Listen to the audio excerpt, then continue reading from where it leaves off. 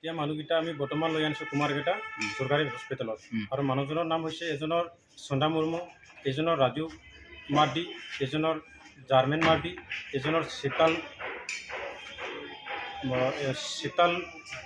শীতল মাৰ্ডি আৰু এজনৰ এমেছন কিস্কু।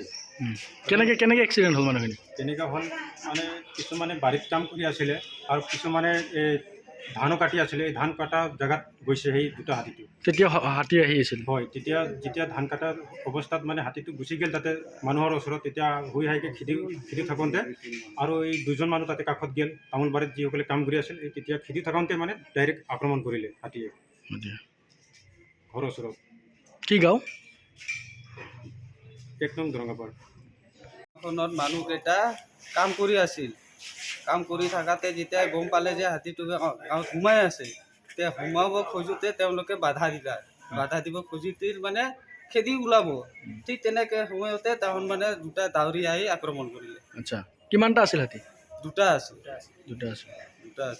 আৰু আছিল জাকটো এইটো বালাহাটী আছে, বৰ্তমান 5টা আছে। জাকটো কেইটা কওকচোন। নামকেইটা চুন্দা মুৰ্মু, ভুজু মাৰ্ডি, এমেছন কিস্কু আৰু শীতল মাৰ্ডি আৰু বৰ্তমান জাৰ্মেন আহি পোৱা নাই, আনি আছে।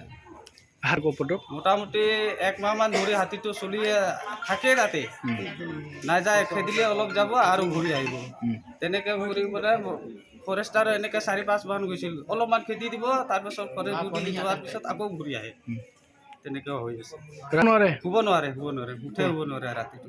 ৰাতি টোপনি নাই, এনেকৈ থাকিব লাগে। হাতী খেদাতে ব্যস্ত মানে জুই জ্বলাই থাকিব লাগে। কি গাঁও আপোনালোকৰ? 1 নং দৰঙাপাৰ। ভাঙিছে আগতে? হয়, দুখন ভাঙিছিল।